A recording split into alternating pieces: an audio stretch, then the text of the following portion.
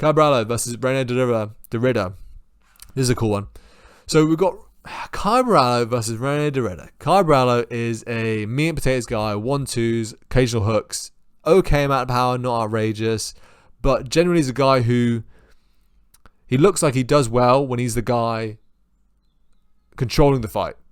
You know, he's controlling the fight, he's moving around, he's tagging when he wants to move, he's able to keep distance when he wants to keep distance, and if a guy engages him, he tends to attach, move, find a way of getting out of that situation generally. He doesn't really sit in the fire, he doesn't really do that sort of stuff.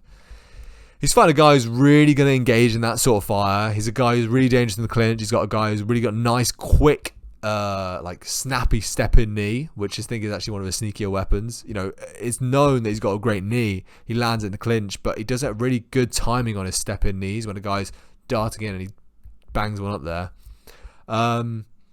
He's a hittable dude, but, I picked Brennan Allen to beat him, but I do think that Brennan Allen was a lot worse of a stylist matchup there for him than Caio Borralho. Caio Borralho, also that was 5 rounds, which I think is really bad for de Ridder. I don't think he can really do 5 rounds that well. I think at the upper echelon, I think he's going to struggle with that. But yeah, RDR generally, he will get tagged, but he has a very long jab. He tends to crush the space. He tends to be very unorthodox with what he's doing. He tends to mix things up and be really unpredictable, which I think Caio Borralho may struggle with. I wouldn't be surprised if Caio Borralho got a decision here. If he's able to jab and move and make de Ridder look a lot slower than he is, he's going to be the guy coming towards him.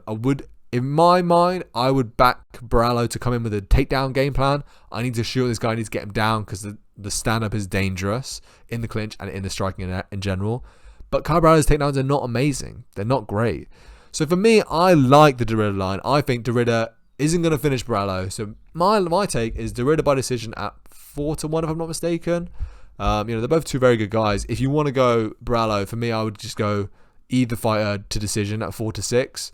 I think you get maybe 1-2, is it, for Borralho decision? So yeah, for me, I think either fighter to decision is 4-6. I think it's very good money, and I think it's very, very likely.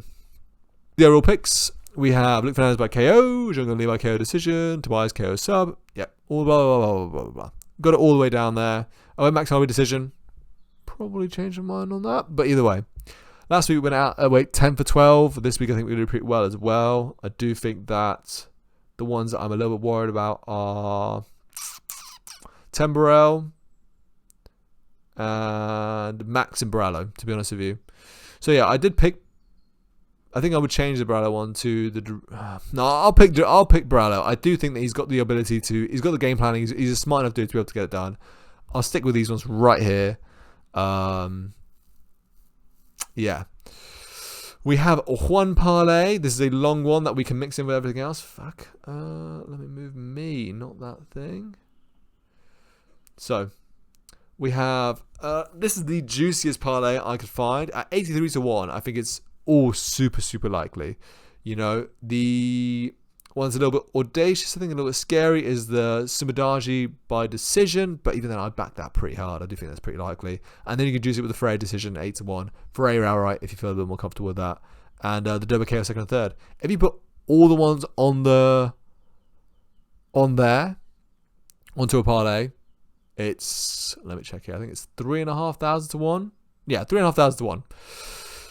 It's all likely. But yeah, that has been the MMA Elevator breaking down UFC 326. Thank you very much for joining. I'll catch y'all next week.